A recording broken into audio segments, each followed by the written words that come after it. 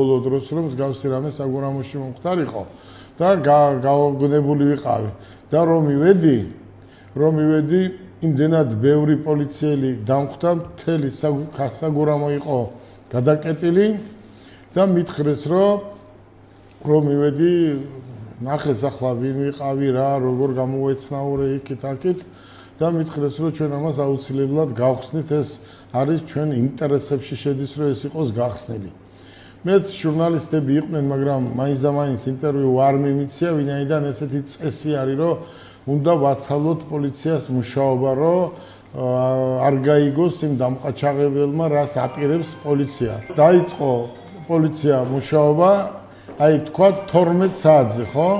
აი წარმოიდგინეთ თქვენ 12 საათზე მუშაობა დაიწყო და ღამის 11 საათზე ის ადამიანები ყველა იყო დაკავებული სხვადასხვა ქალაქებში. თქვენ წარმოიდგინეთ მე გელა ბარკალაიას აი რა არ ვინახია ხო? და ესეთი პოლიციის მუშაობა მე ჯერ ნანახი არ მაქვს. მე ამერიკულ ფილმებში მეგონა თავი რო შევხედე ამ ახალგაზრდა ბიჭების მუშაობას. მოკლედ გაოგნებული ვიყავი და ჩემ თვალს ვერ უჯერებდი რომ თუ რას აკეთებდნენ ესენი. და ესე მითხრეს რომ ჩვენ ამ საქმეს გავხსნით. ვინაიდან დაზარალებული იყო ძალიან ეს დაზარალებული ეს ადამიანი ვინ ჩვენთან ცხოვრობდა ძალიან მაგარი ნაცემი იყო. პოლიციამ იმუშავა ისე როგორც ალბათ ამერიკულ ფილმებში მაქვს ნანახი. მე მინდა შინაგან საქმეთა მინისტრ, აი ეს არის პროფესია.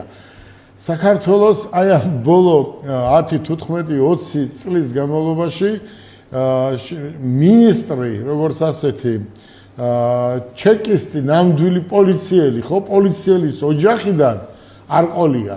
და როცა გეკა გელაძე რო დაინიშნა შინაგან საქმეთა მინისტრად დარწმუნებული ვიყავი რომ ის ბევრ კარგ საქმეს გააკეთებდა ქვეყნისთვის და თქვენ ხედავთ რომ ყოველ დღე რამდენ ნარკომანებს იჭერენ და რამდენი წამალია ამოღებული ეს არის ბატონი გეკა გელაძის ხელმძღვანელობით ვინაიდან ეს ადამიანი არის ნამდვილი ჩეკისტი ნამდვილი პოლიციელი და პროფესიონალი თავისი საქმის და მე მას დიდი მადლობა მინდა გადაუხადო ესეთი ორგანიზებისთვის და აი ვერც კი წარმომედგინა თუ საქართველოში პოლიცია ესე იმუშავებდა.